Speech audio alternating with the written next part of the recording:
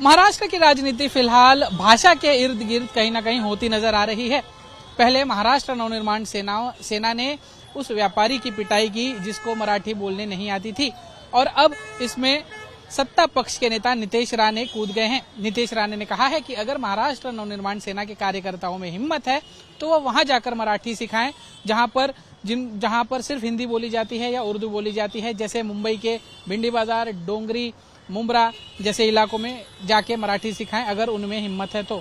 हम इस वक्त मुंबई के डोंगरी में हैं, यहाँ की जनता के साथ, जहां पर हम जानेंगे कि उनको इस मामले में क्या कहना है, क्योंकि उनका इस मामले से शुरू से कोई लेना देना नहीं था, लेकिन नितेश राणे के बयान के बाद अब वो भी इस भाषा की राजनीति का कहीं ना कहीं हिस्सा बनते नजर आ रहे हैं। मराठी भाषा को लेकर जो वाद विवाद चल रहा है, महाराष्ट्र नवनिर्माण सेना के लोग जिनको मराठी नहीं आ रही है बोलने, उनकी पिटाई कर रहे हैं। अब नितेश राणे कह रहे हैं कि अगर उनमें हिम्मत है तो भिंडी बाजार, डोंगरी यहाँ पर जाकर मराठी सिखाएं। सबसे पहली बात कि महाराष्ट्र में मराठी भाषा हमारी परंपरा वाली भाषा है और वो भाषा हमारे महाराष्ट्र की है। किसी को भी सिखाने की हमें जरूरत नहीं, हम सबको मराठी आती। आम्हाला मराठी शिकावत नाही, आम्हाला गरज नाही, सगळेला मराठी येत आहे। हमको सिर्फ यही बोलना है कि भाई आप हमें जबरदस्ती कोई चीज नहीं बुला सकते। हमें अगर मराठी बोलनी है तो हम मराठी बोलेंगे, और मैं आपसे कहूंगा कि उन लोगों को मारने की बजाय आप एक ट्यूशन लें, क्लास लगाएं और मराठी सिखाएं। हाँ, कोई जबरदस्ती कहता है कि हम मराठी बोलेंगे ही नहीं महाराष्ट्र में लेके, तो ये चीज गलत है।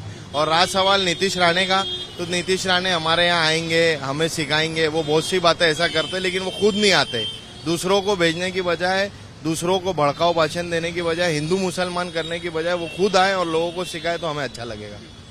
जी बिल्कुल सर, महाराष्ट्र की राजनीति में फिलहाल जैसा कि हम देख रहे हैं भाषा को लेकर काफी विवाद चल रहा है। अब आप लोगों पर एक टिप्पणी किया महाराष्ट्र के मंत्री नितेश राणे ने, क्या कहेंगे? क्या बोलने का क्या कहेंगे? हमारा कहना यही है, देखो हम महाराष्ट्र में हैं, हम मराठी बोल रहे हैं, ठीक है, नहीं बोल रहे तो भी कोई जबरदस्ती नहीं है। हम बोलना चाहते हैं, ऐसा भी नहीं है कि नहीं बोलना चाहते।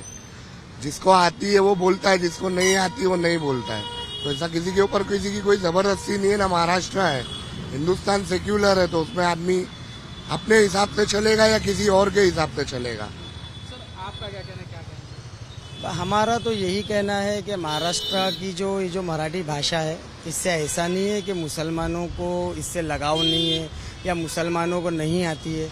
एक बहुत बड़ा तबका कोकन से यहाँ पर रिलेटेड है, मुस्लिम्स, जो कोकनी मुस्लिम्स जिनको बोलते हैं। हमारी तो मदर टंग की मराठी है, तो इसके लिए आप नीतीश राणे को सर्वे करना चाहिए। आप खुद कोकन से है कि कितने मुसलमान हैं और कितनों को मराठी आती है, नहीं आती है। तो ये जो मुद्दा है, ये हिंदू मुसलमान के विवाद का मुद्दा है। इसको बिना वजह दूसरे टर्न्स और दूसरे एंगल से देखकर कोई मतलब नहीं है। ये एक मामला जो है ये बिल्कुल गलत है। नितेश राणे का जो स्टेटमेंट जो देने का जो तरीका है वो टोटल रॉन्ग है। जी आप इसको किस तरीके से देखते हैं, इस राजनीति को, भाषा की राजनीति को? आप इतने सालों से मुंबई में रह रहे हैं, बाहर ये जनता में भेदभाव का काम कर रहे हैं, भेदभाव पैदा कर रहे हैं। हालांकि ऐसा कुछ नहीं है, जनता सब एक दूसरे से मिलकर रह रही है, ये तो सभी लोग जानते हैं। मगर ये जो तरीके से बोल रहे हैं बहुत ही गलत है ये तरीका। एक इंसानियत भी होती है, सबको मिलकर रहना है। इसके लिए हर एक को मिलकर रहो और ऐसी बातें नहीं करे कि माहौल खराब हो, बिगड़े। बस यही बोलना चाहूंगा मैं। सर आप किस तरीके से देखते हैं इस भाषा की राजनीति? ये भाषा को मैं तो यही चाहूंगा कि ये जो नीतीश राणे जी कर रहे हैं भेदभाव, ये बहुत गलत कर रहे हैं। ये क्या है, हिंदू मुसलमान यही सब राजनीति करी जा रही है।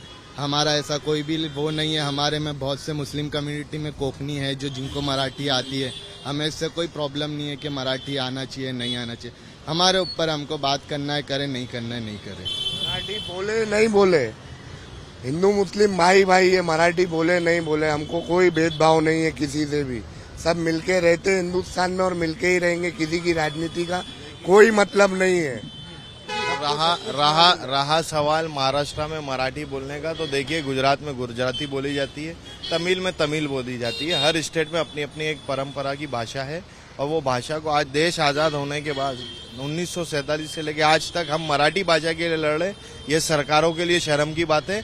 हम सबको मराठी आना चाहिए और हम सबको मराठी बोलना चाहिए।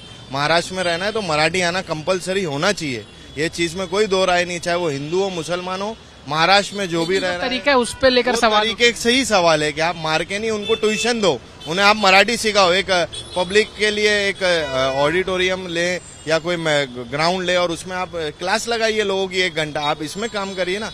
लोगों पे जबरदस्ती मार पीट करके आप मराठी सिखाएंगे तो ये अन्याय है। देश में कानून व्यवस्था भी है, बाबा साहेब अम्बेडकर का कानून चलता है, किसी का राज नहीं चलता है, चाहे वो कोई भी पार्टी के हो, हमें उससे कोई लेना देना नहीं। और राज सवाल डोंगरी भिंडी हर बात में मुसलमान मुसलमान करना ठीक नहीं है।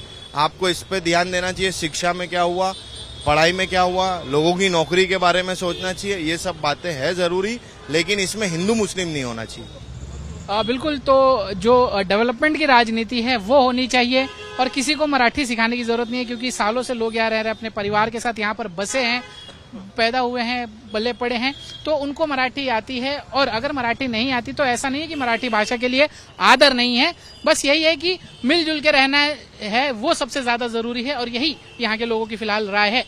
कैमरामैन आशीष धामापुरकर के साथ दीपेश त्रिपाठी, मुंबई आज तक।